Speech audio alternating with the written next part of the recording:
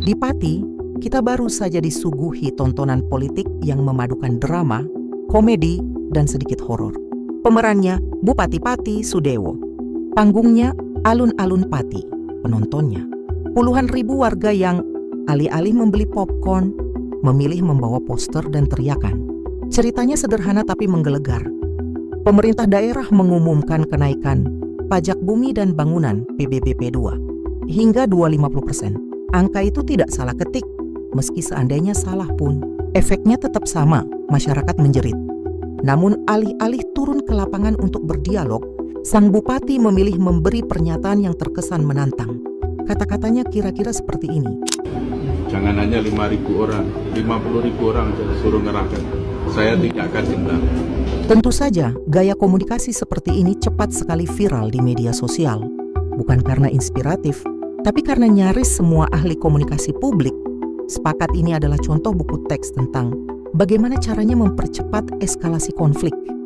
Tak heran, masyarakat merespons dengan mengubah alun-alun menjadi arena demonstrasi.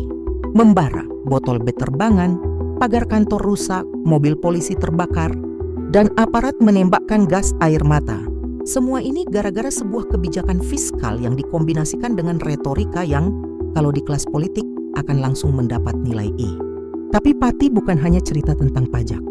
Ada pula kebijakan 5 hari sekolah yang menuai protes dari orang tua dan guru, renovasi alun-alun dan pembangunan videotron yang dinilai menghamburkan uang, serta pemecatan ratusan pegawai RSUD yang dianggap tidak manusiawi.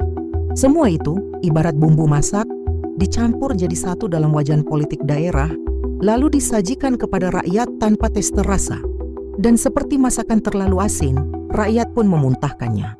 Yang membuat satir ini terasa pahit adalah kenyataan bahwa sikap tahan kritik di Pati ternyata hanya kuat di slogan, bukan di praktik.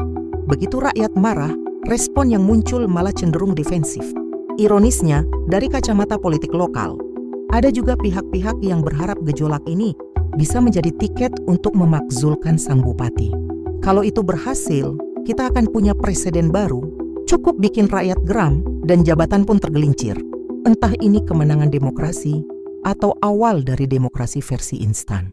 Dalam teori komunikasi politik, ada istilah listening leadership, pemimpin yang mendengar sebelum berbicara.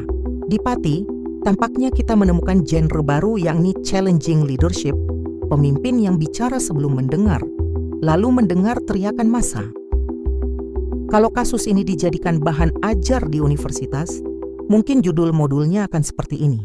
Manajemen krisis, jangan lakukan. Apa yang dilakukan Bupati Pati?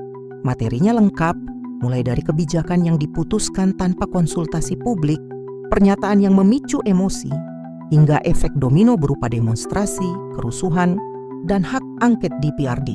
Pati memberi kita pelajaran mahal bahwa mulut pejabat adalah investasi politik.